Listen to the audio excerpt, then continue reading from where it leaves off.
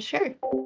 Um, Michelle, I didn't know you were also in Salt Lake because that's actually where I started too. I was in, yeah, I was, well, actually, I was, I grew up in Salt Lake, and so I kind of, there's a University of Utah has that EAE program, like a master's program where a lot of, oh my gosh. So I didn't go there, but I went to Berkeley College of Music, but I like worked on a lot of like master's thesis games that got published on Steam. So that's kind of how I got my foot in the door. And then I knew a lot of people from there who got into the industry. And then, um, yeah, after that, I actually was at Formosa for the last 2.5 years. And I actually worked with Nick, so I didn't know that we worked together for the last year and a half. And then last week I transferred to 31st Union.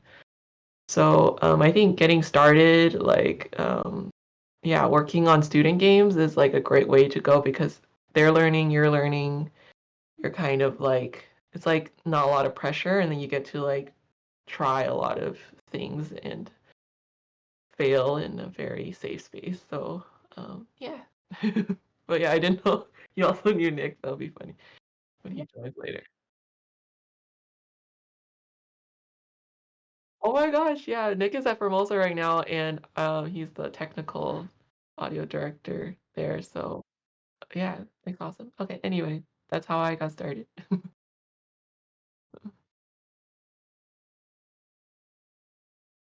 Yeah, sure.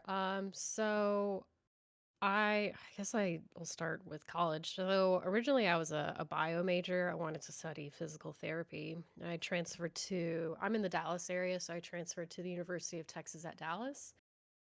And I realized that they had a sound design program, and I was like, that's really cool. Because I was always interested in sound design. I didn't know you could make a career out of it. And so I didn't tell my parents. I just went and signed up. Um, it was a really, really new program, and in hindsight, they didn't really supply a lot of the fundamentals of learning game audio specifically. And so, come graduation, I kind of had to learn the hard way. Of basically, I paid for college education, but then I learned on my own. um, yeah, so that was a little rough, but it's okay. Um, so I actually started my career in ed tech. So I was a sound designer for an ed tech company here in Dallas for a few years, and I realized that I wanted to go into game audio. And so with it being a really small company, and ed tech is kind of a jump from game audio. There are some parallels and similarities, but still not the same. So I had to learn Wise, Unreal, because they had their own proprietary software and EdTech. And then I also had to implement audio manually, so there was no middleware or anything like that. Um, so yeah, it was like a year, a solid year, year and a half of just learning things on my own while working full time. And then finally, I had the opportunity to work as a contractor with Bungie, and so I've been there since June of 2022. So that that's it so far. Yeah.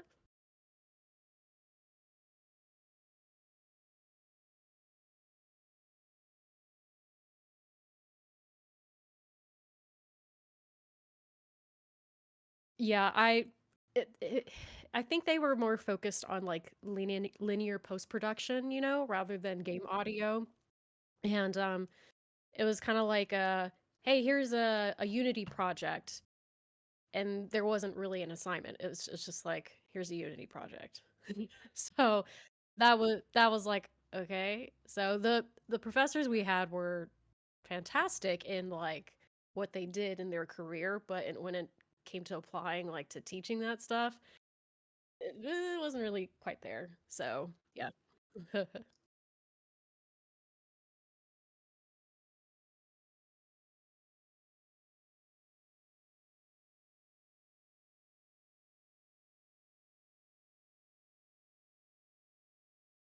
Yeah, sure. How's everybody doing? No, I'm. It's funny. I'm usually in my studio, but I have 4 kids and they're all at a jump park. They're at a trampoline park. So I'm in my van.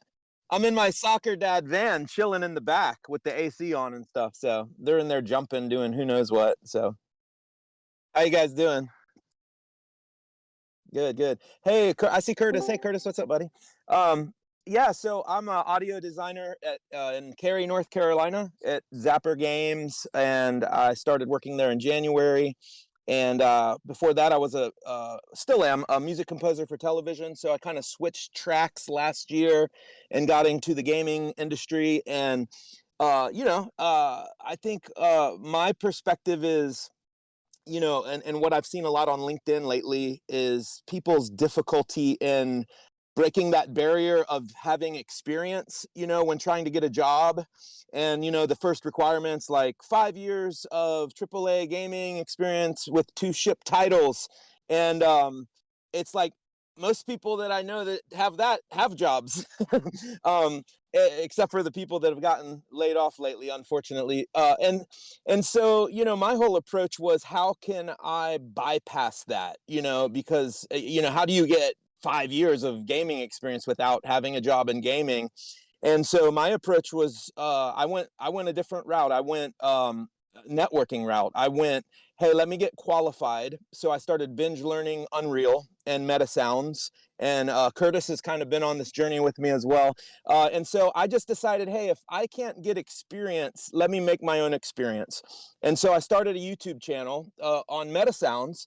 And I said, hey, everything I learn about Meta Sounds, I'm going to make a video about. And so I made about 85 videos. And through that continuing networking on LinkedIn, and what I realized is experience is not what gets you a job. What gets you a job is someone saying, hey, you should hire this person. um, word of mouth is the best way to get a job. And ironically, the job that I have now was completely through networking. And then the YouTube channel was my commercial for myself and for my own skill set. And so that's kind of the journey that I've been on. And I just kind of wanted to encourage people today that don't be discouraged by that. You need 5 years of gaming experience. What you can do is try to create that experience for yourself, and get to know people, get to network, and eventually what you'll find is you're going to be like one person away from the hiring manager that's looking to fill this role. And before you know it, you'll know people that know people, and eventually you'll be able to break that barrier.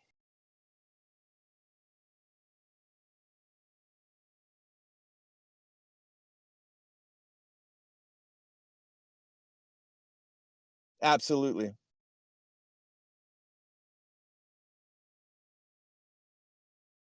Yeah, for sure.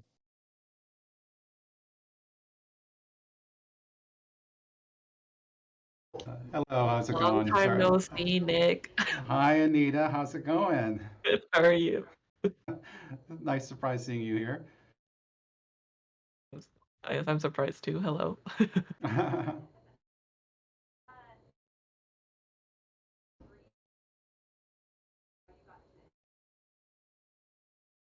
Yeah, sure. They frequently say it's who you know, not necessarily what you know.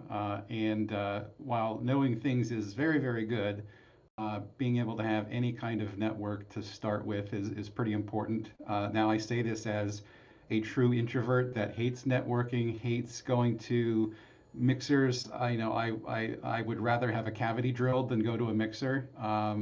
And I'm the kind of person that goes there and I'm miserable. I'll grab a drink and stand in a corner and count down the minutes before I find it appropriate to leave. Nonetheless, I find that going to events, in the very least, just getting any kind of face time with folks helps. That is what helped me in the latter part of my career, but I bring that up because, my way in happened. There were two things that happened. One of them was that my brother, he went to school specifically for interactive media as a 3D artist, and he made his way to EA Mythic, which used to be in Virginia, and actually Michelle worked there for a little bit. I worked there for a little bit myself. But prior to that, I had my own little recording studio in Boise, Idaho, and I was working with all other people's content and I was enjoying it, but I also wanted to work on my own. So I started sending out demos to various game studios. And the important part, the big sort of like this, the first takeaway is that I was sending it to studios that didn't even necessarily have game audio jobs listed. And the reason that became an advantage is that there was one studio in particular that I got in touch with in Phoenix that had not even posted an audio job yet, but they were interested in finding one. And mine came across their desk at just the right time. And I was able to interview there. And even though I didn't have a lot of game development, well, at the time I had no professional game development experience, I still had a small portfolio of stuff I had been working on. Half-Life 2 modding was really big back then. I'm probably dating myself a little bit, but that was a big way to sort of gather a portfolio. But what really helped was that I had some intangible thing that they just locked on and really liked. I really worked well with them personally. And that's another thing that I like to mention is that even if you don't have the exact skill set someone's looking for, you might have some sort of thing about you that they will just really, really like. It might be your personality, it might be a t-shirt you're wearing, it might be a common interest or just something. And I culturally worked well with this group, and that's what gave me an advantage over someone that had way more experience than I did. It came down to the two of us, and they just ended up going with a guy that didn't have as much experience, but got along really, really well with the rest of the team. And that's what got my foot in the door.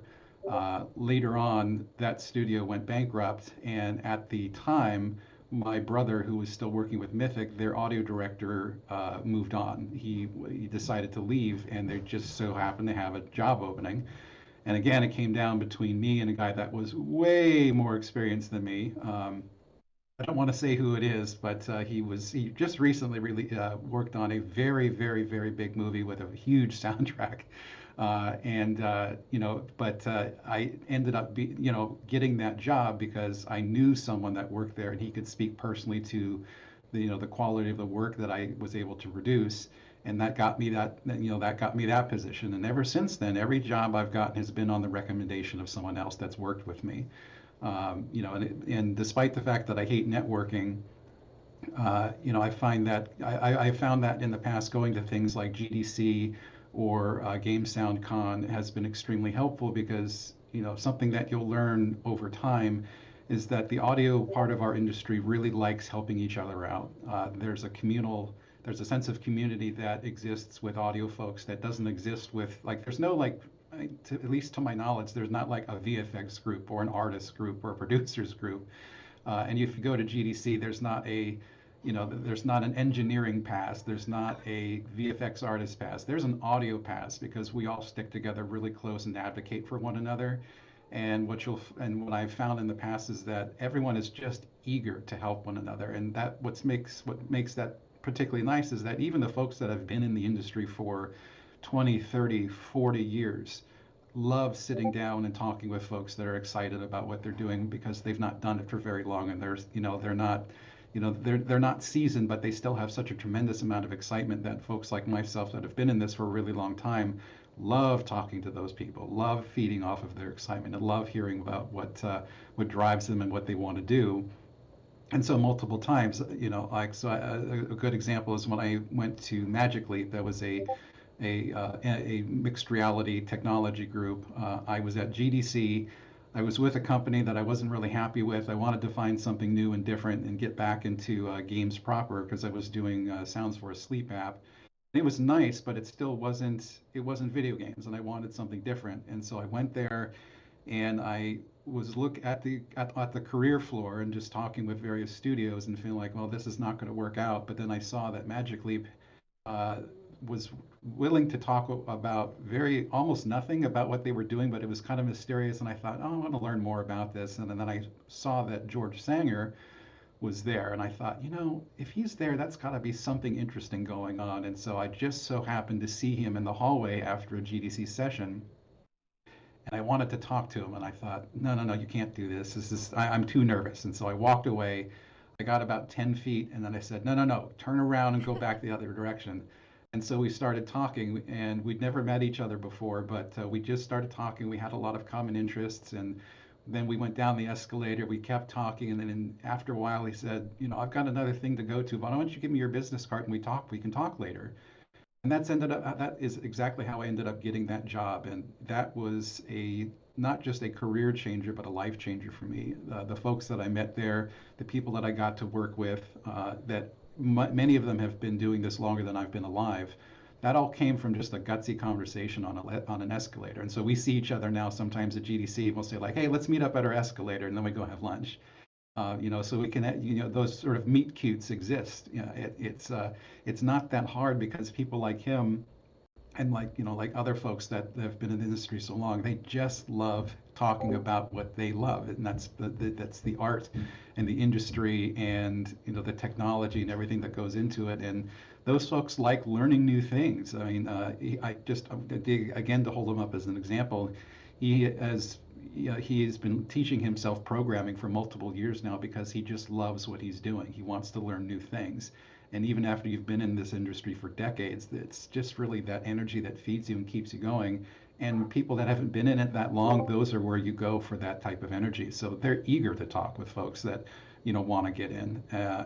So that's sort of been my path, which was getting lucky occasionally, but also doing a really good job at what I do. And so that each step of the way, it's ended up being based on the recommendation of someone else, and that's sort of how I get along in my career now. I don't have to try as hard because I've got a reputation, and that's basically that brand is what helps me out. But that took a while to build up, and so I don't want folks to be discouraged, thinking like, well, how can I have 20 years experience and make that work all of a sudden? It's not that. It's based on the journey of getting to know folks and having them remember your name.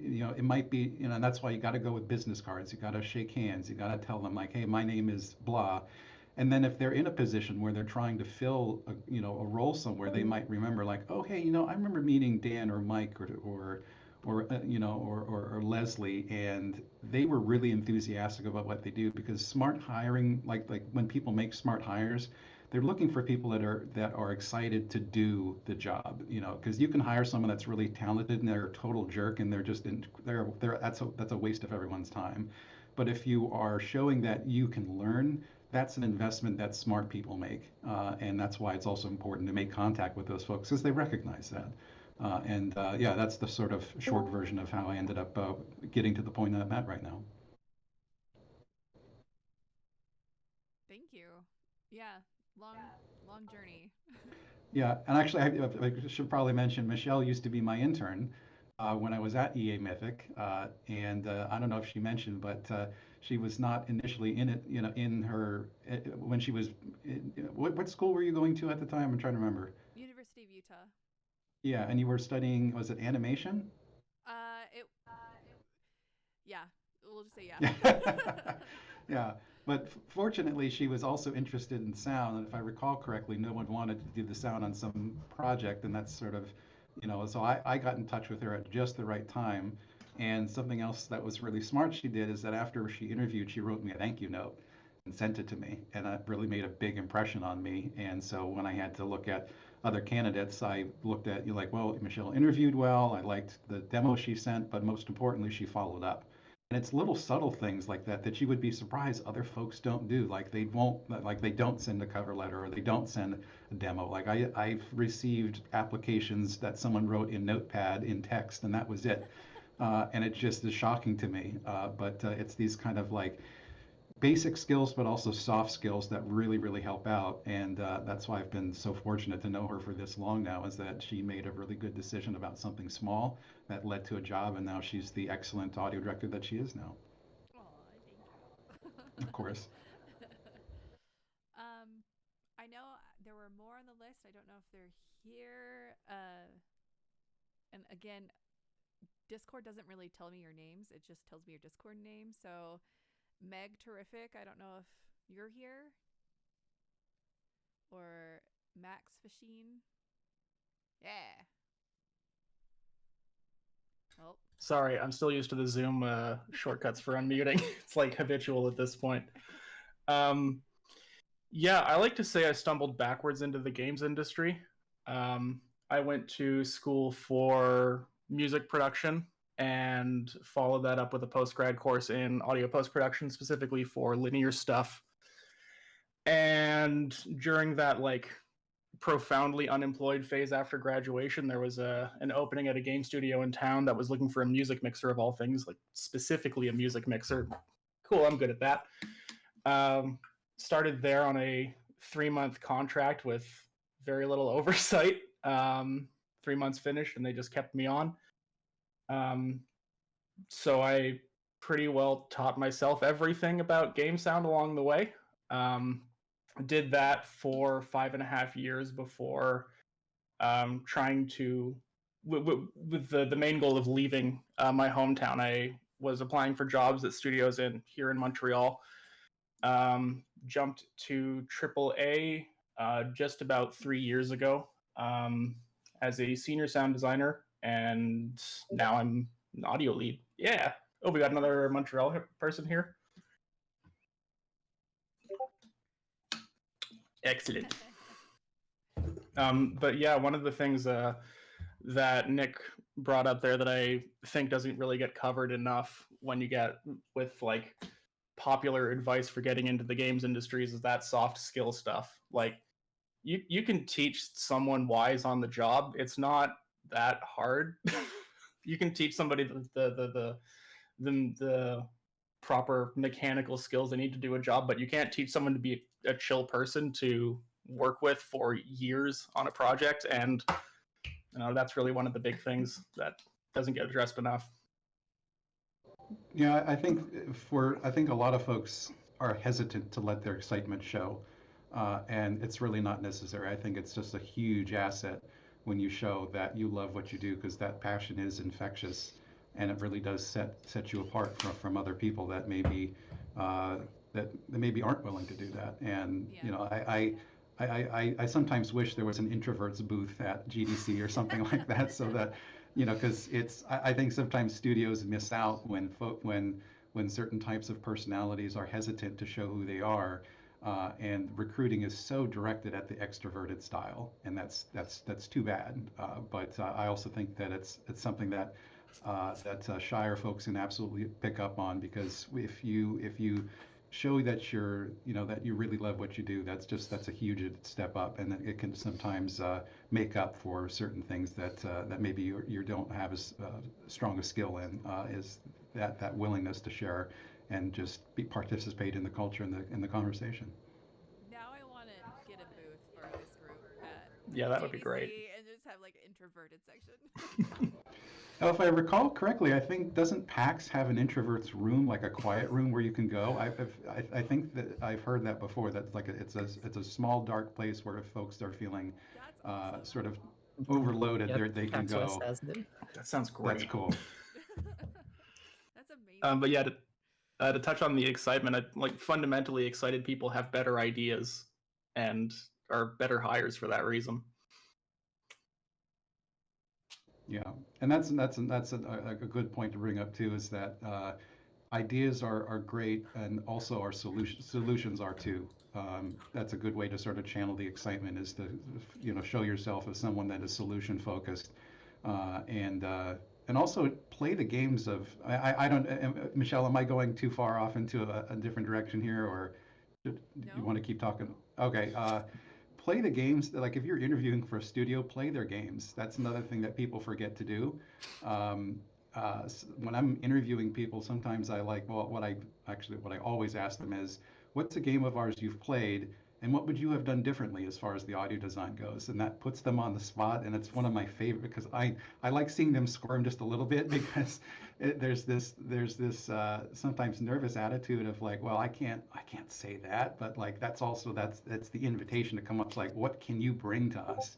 What can you? And sometimes I've even asked them, like, what can you teach me? I've been doing this for a really long time, but what can you teach me? Because there are lessons that I can learn, and I'm not going to necessarily encounter that on my own without the help of someone that maybe hasn't been doing it as long and has a much different perspective. I can tell. On the topic of, sorry, we're yeah. getting way in the weeds on this one. On the topic of like giving somebody space to express their own opinion, one of the things I've always been most impressed with in interviews is when folks are willing to like stand their ground.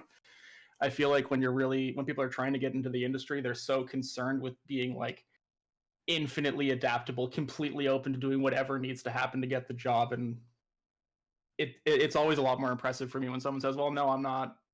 Here's where my limits are. This is what I'm comfortable doing. Yeah.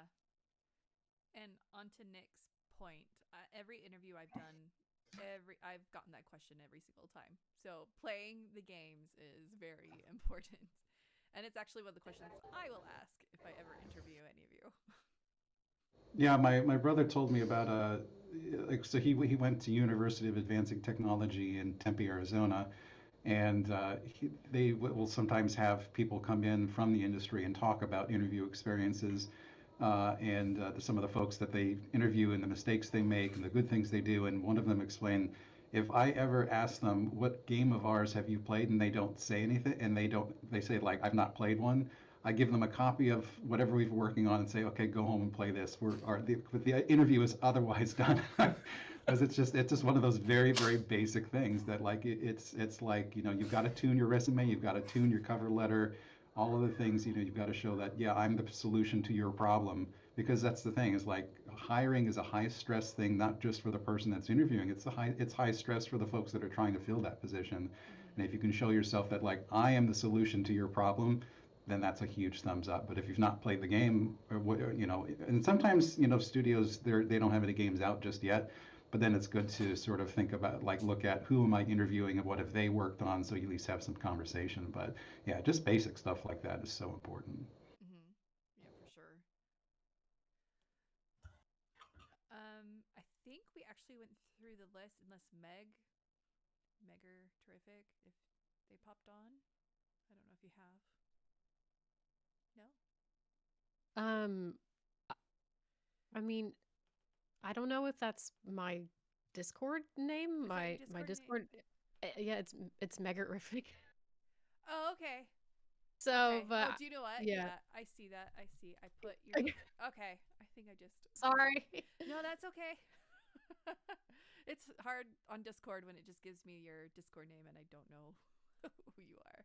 So I think that's actually everybody. Is there anyone else who wants to speak on their industry journey and like what tips you have from that you've gathered from that?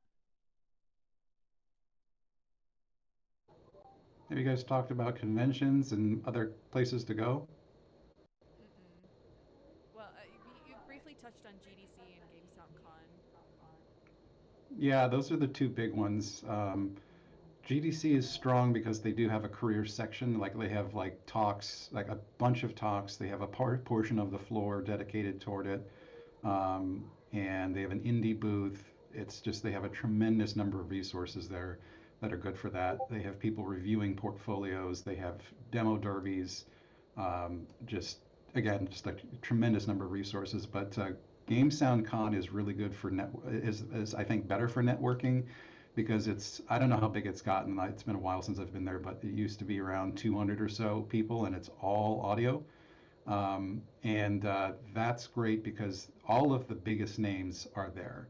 I could rattle some of them off. It doesn't really matter, but all of the people that have been in this industry that have built our part of the industry are usually there. And they even have a networking session. I mean, they did it a few times where they do like a big keynote, they do presentations, and then everyone goes to the ballroom, and the most experienced people sit around the edge, like on the outside of the room, and everyone can just sit down and talk to them and ask for advice and talk about their careers and stuff. And that's just another one of those things where people really just share their experiences, and it just again demonstrates how committed the audio community is to sharing and helping each other out. And I've always loved that particular thing.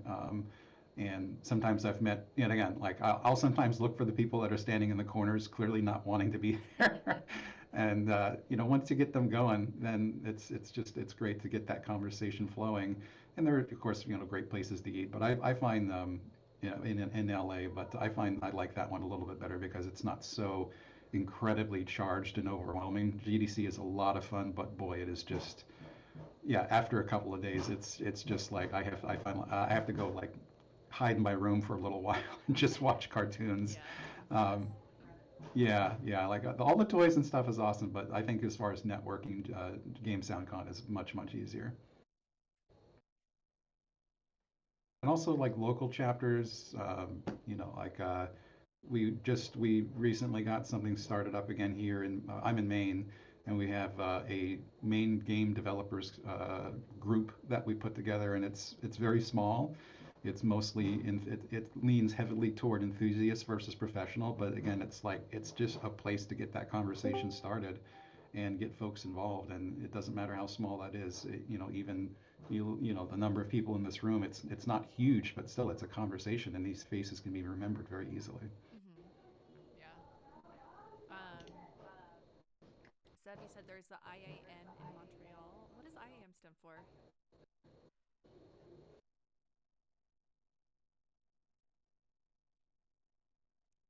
Anyone? But apparently there is another thing to go to in Yeah, sorry. Montreal. No, yeah. Um,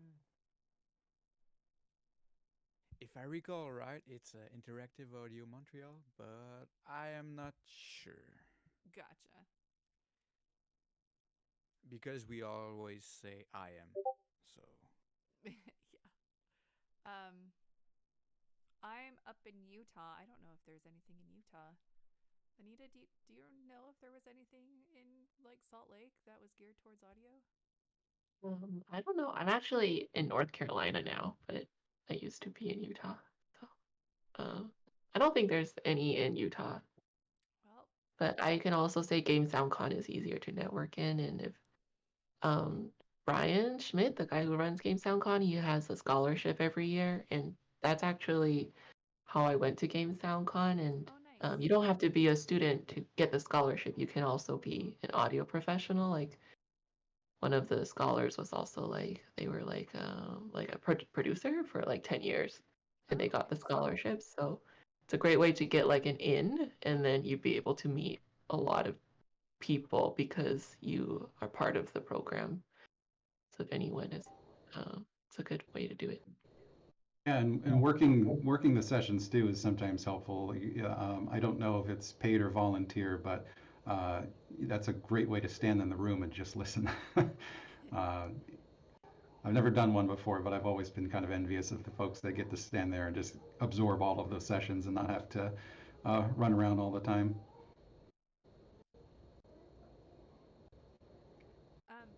So let's start leading into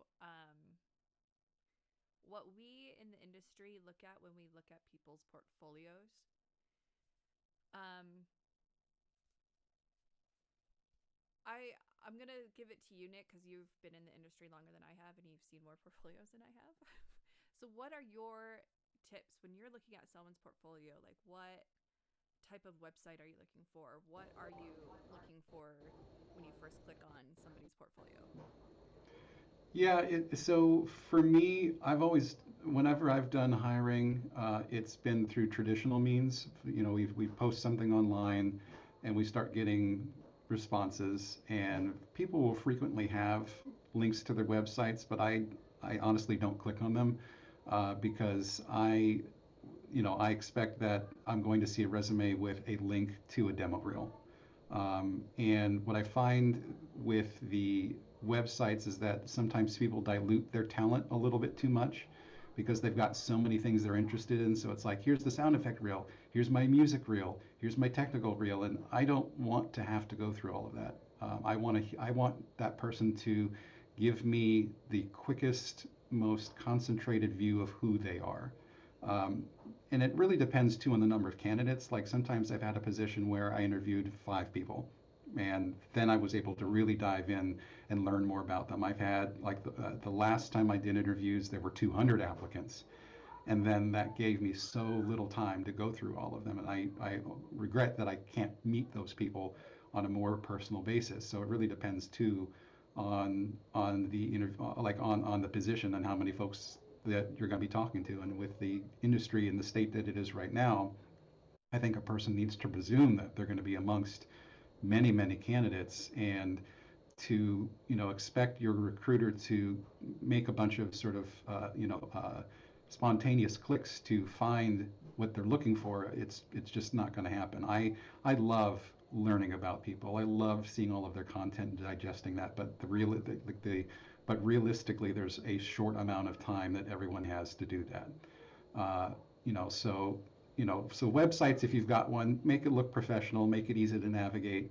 But for the most part, if you're applying for a job, they're going to look at your resume. They're going to make a cursory glance at some of that stuff, see if you've got the skill set that was mentioned in that job posting, and then they're going to go from there. Um, I've got a website, but I've never had organic traffic bring me work, at least to my knowledge. Most of the people that I've talked to know me or know someone I worked with. But when it comes to the stuff that you actually present, I think it really comes down to, so like with audio, with sound effects and music and everything, we always talk about spectrum, about having the highs and the lows and the mids, about having the bombastic and the intimate and the spread between all of that. And I feel like your demo reel especially can show that too, where if you can show that, okay, I can do small, intricate, interesting sounding things, and I can do big, bombastic sci-fi kind of things, or something that's a little bit more organic, like a background ambience. Like when a person can demonstrate that they can fill a lot of different roles, and not, I shouldn't put it that way. When they show that they can provide a lot of different content that is good for whatever that position might be, that's what attracts me. So if you think of your demo reel like a song or like a sound effect or like a movie, and you can show that spread of things that you're capable of, I think that's really what makes it strong. As for length, I actually don't have a good answer on that. My personal one is 5 minutes long, but that's entirely too long. I also have been doing it a while, but but at the same time, no one's going to watch that whole thing. And I've looked at the YouTube analytics. I know which ones people are clicking on, so that's probably where I should be cutting it. Um, but I think, yeah, Michelle, don't they usually say a minute long at this point? That's the one I hear the most common. That's the A most minute common to one I like a hear. minute 30. Yeah. Yeah. And I think that's plenty of time to demonstrate things, to show that spectrum. So that's typically what I look for. But also, like the resume has to be professionally written. Like don't do it on Notepad. Do it, make it a PDF. That's a big. I mean, you think that people would know that, but make it a PDF so that they don't open your Word document and the formatting is all wrong because they don't have the right font. Everyone wants to be fancy and cool, and I love that. I love that creativity, but it has to be in a PDF so that whatever you were trying to capture, you're showing them the exact same thing. Yeah, so that sort of covers what I like to see. But also, another really important one is to write and tune your resume or your cover letter based on what the description of the job was. I talked with someone recently. I had to remind them of this, that he had some great content. He had a great demo reel for sound effects, but he also was mentioning music on his job application when the job had nothing to do with music.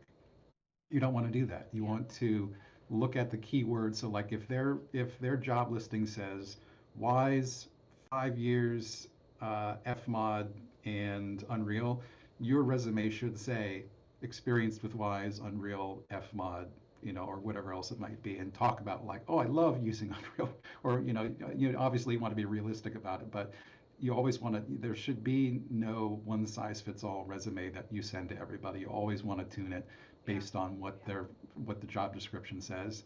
And something I think that's going to be interesting is I think a lot of people are going to start writing this stuff with ChatGPT or other types of AI services. Um, I don't know what's going to happen with that. To me, I when I read something, sometimes I can sort of tell, like, this sounds a little bit too constructed, or a little bit too, like, has too many common phrases in it. So I don't know if that's going to be something people are going to detect, or I assume there's going to be some type of tech that will detect, was this written with AI? So I don't really recommend doing that. AI should be a tool that you can say, like, okay, here's what I wrote. Can you make it sound a little bit more professional, and use that for the sake of comparison? But Mhm. I believe that's going to be a temptation for a lot of folks, and it's definitely something to be careful about. Yeah, that's a good point. I didn't even think about that. Um, I was chatting with a fellow audio director, and just kind of going back to tailoring your resume. he was doing a position for technical sound designer, and he said he got over 400 applicants. And out of those, there was about 5 resumes that actually fit what the description of the job was talking about. He said most people sent in stuff that they were a music composer and musical whatnot, and he's like, that's not what I was looking for, you know. So out of those 400 applicants, you know, it came down to 5 that actually had tailored their resume and actually looked like they fit that job. So it's like, for demo reels, I don't think you need to make a demo reel specifically for each thing, but when it comes to your resume, that needs to be tailored. Yeah, like you have to presume that the person that is going through all that material, is strapped for time and sick of looking at it. And that's not to like talk down to those positions. You know, like everyone is very passionate about what they do. They chose that profession for a reason, but you also have to be realistic about what the restrictions of their job is. And if you make it difficult for them to find what they're looking for, that just is a huge disadvantage. And when you put that up against how many people may have applied, that might be a killer right there. But if you do it properly, you might be that 5 out of 400, and boy, that just puts you at such an advantage then. Same with like your portfolio. I'm on the ADD neurodivergent scale, and I've seen some portfolios where there were so many moving parts, like they had a moving background and a moving header, and I was so distracted that I did not want to be on that site anymore because I just became so overwhelmed. So when it comes to your portfolios, I say make it simple, make it neat though. Put your demo reel kind of right front and center, because that's the, like Josie just said, it's the teaser trailer about you, and I want to see that first. And put your name on it. That's Yes. you know, like presume like everything else that like, so like everyone's going to have, it's like like when you go to these events or whatever or apply, you know, like it's good when you're job hunting to have, you know, have your resume, have your cover letter, have your business card, have your demo reel. Assume that's all going to get lost in someone's bag somewhere, and it needs to be identifiable. On my demo reel, and it's so out of date. I think I haven't updated it in close to 6 years. But I do have, like, the very first thing you see is a little visual effect, and then my name pops up, and that's it. And then we get started. And that way, if someone comes across that, they're like, oh, okay, this is Nick LaMartina, and then oh, there's the contact information at the end there. So that way, I don't have to count on someone having some sort of you know, accompanying media to figure out whose this was. Yeah, I know a lot of people put it in like the YouTube title, but you know that just goes away so quickly. And along with that, please have titles of what you're showcasing, and say if it's a redesign, please put that it's a redesign. So if you're showcasing, like you did a redesign for something in League of Legends, please put a title card saying League of Legends redesign. Here's what I redesigned, just so we know exactly what we're looking at and listening for.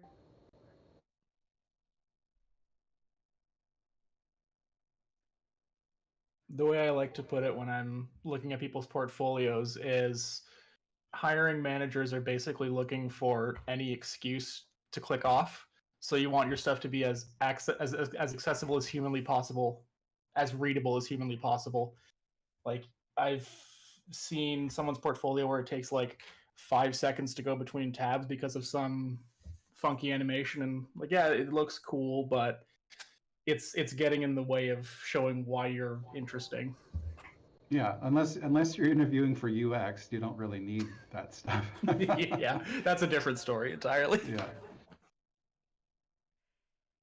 Michelle, actually, you brought up looking at someone's portfolio, and it was like there's so many like moving parts to it. Or are you talking about like someone's website? Because I actually have like a moving video in my header on my website, just on the homepage, and now I'm like, uh-oh, is it overwhelming? Do I need to rethink that? Like, oh, the person I'm specifically thinking of, they had a background that was actually moving. Like, it was going horizontal. The header was also moving. They didn't have any like sort of background to the text, so it was really hard to read the text. And I think just because the header was moving one way and the background was moving another way, I was getting really nauseated. So multiple moving parts, not just like Yeah. one Like one thing. Okay. yeah, I would say it really depends. Like if your header is moving and it's not super distracting, I think that's fine. I've seen people, it's like a slideshow of their work, or Stephen Barton has his background is showcasing what he's worked on, but you can still focus on other parts of his website, which is nice. Where this one, it was all moving parts, and I could not focus. Where there was no like, where do my eyes go, kind of a thing. Gotcha. Okay, I'm a little relieved then.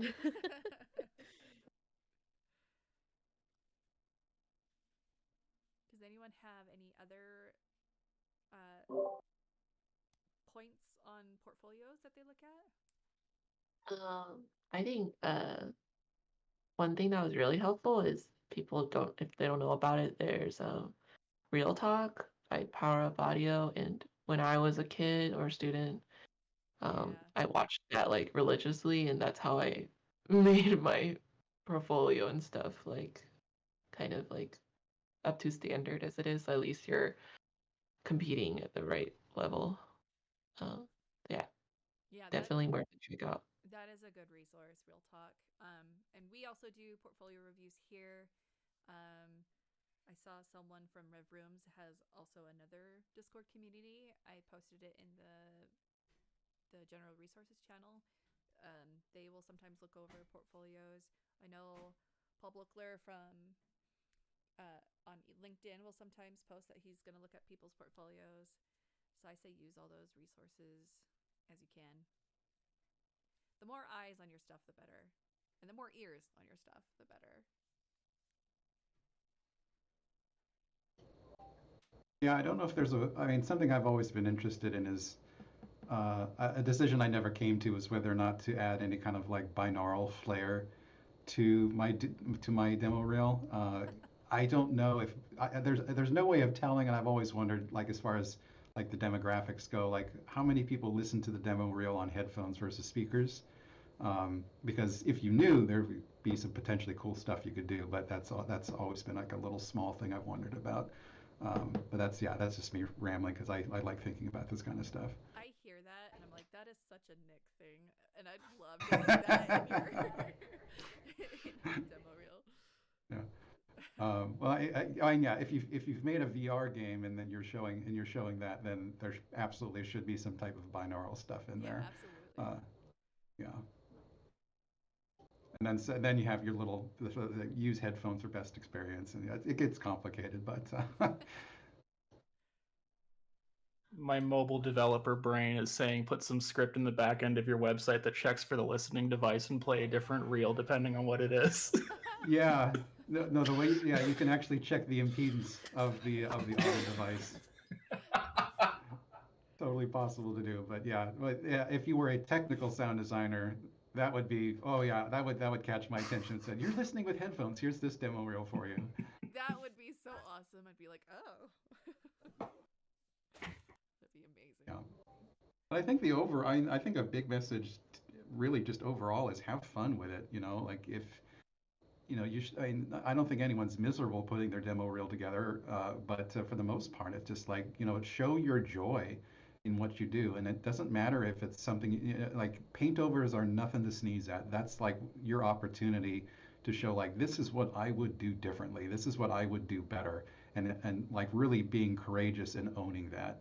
So, sometimes I think folks think like, well, I don't have anything I've worked on. All I've got is redesigns or how is that going to work out for me? But really, that's still like you can really, really show off quite a bit there, and especially like again, like I've put people on the spot and said like, what would you differently about our games if you are applying for a studio and they have some game that they've made, doing a redesign of that could put you in a really strong position, especially if it's better than what they've done already. I put that question out to a bunch of people I know, like, if you see redesigns of work that you've done, how do you feel about that? And they're like, all of them were like, that would be so interesting to see. So that Yeah. could be like a really interesting angle to do.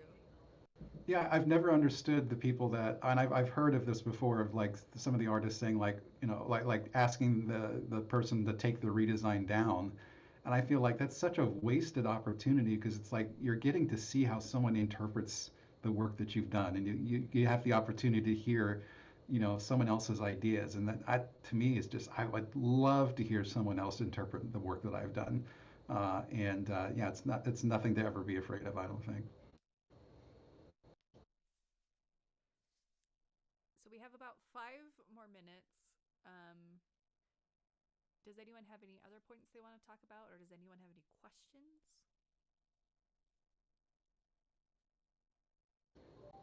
I think one, did you guys do a unit or did you do something on interview stuff already, like interview techniques or anything, or is that's probably not quite in this context right here, right? Right. I think that would be a great topic though for the next month's meeting, or if we have another meeting this month to cover for me missing out on February. But I think that would be a great topic. Game jams on resumes. Thoughts on that? I'd say yes. If you don't have professional development experience, being able to show that you've worked with a team before is huge. Yeah, no, anytime you can show that you can start and finish something, that's a big deal. Mm-hmm. And it doesn't matter if it's a game jam or something you did in school, like some big project, just anything that's like, okay, this person can get something done. Because it's really easy to start something and not finish it. And again, like there are so many ideas out there, but there are so few solutions. And if you're showing yourself you're a solution, that's just a big advantage. Mm-hmm. And even if you didn't finish your game jam, because I know sometimes you can't, just showing what you've accomplished, in that game jam and in that time. Um, thoughts on how do you show your audio system in your demo reel? I think if it's a Separate technical video. job, go for it. But yeah, separate reel for sure. Yeah, I think. Sorry, I didn't interrupt, but I have strong The opinions joys of group calls. Go for it. Sorry, I have strong opinions on this one. I think there should be like a 1 minute sound design reel, and then right below it a 1 minute technical reel. And I've had interviewers say that they actually prefer that and they liked seeing it. And they sometimes won't even click on the technical reel. They'll just like to see that it's there. So that is my 2 cents. What was this again? I don't quite understand what this part is. Like if you're like showing like Wise or like Unreal or like Oh, okay. I've seen a demo reel where they had both of their sound design and how they did that sound design. I think it could be interpreted, or it could be based on the what word am I looking for? The person's biases and their thoughts on it. Because I've talked to other audio directors where they're like, I'm so sick of seeing a demo reel with just sound where I can be like, where'd you get that sound from? Are you just plopping stuff from a library? I want to see how you got that sound, and how you're actually mixing it, kind of a thing. So but I guess you could also do that in a 1 minute, another demo reel, like below your sound design. Yeah, I can't imagine there's a problem with leaving breadcrumbs. I mean, like you want to have that 1 minute showing that, showing them exactly what they want. But if you can generate a sense of curiosity and lead them to other things like that, I think that's totally okay. Yeah. Thoughts on voiceovers in your demo reel, as in showcasing temperament, personality, versus straight to the point? I would say absolutely not. I think if you're talking over your demo reel, you're talking over your sound design, and sound design should be front and center. That said, when I was job hunting, I took an interview I did for my company's like internal, or not internal, like brand specific live stream thing about sound in our games, and just stuck that at the bottom of my demo reel page as a, hey, if you want to see what I'm like, here's this. Yeah, something similar I do on my demo reel is have text at the bottom sort of explaining what's going on. like it was this, there's this IP that was based on this thing, and we chose to do this engine, blah blah blah, that kind of thing. So that way, if they want that information, they've got it. Does that answer your question? Okay, awesome. Any other questions?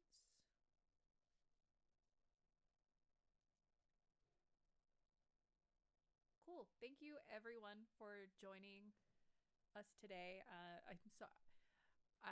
I'm sorry everyone who's gonna watch this on YouTube. I forgot to record my mic for the first part of it, but it's mostly me just rambling and stuff I pointed out in the previous video. So it's been a morning, I tell you.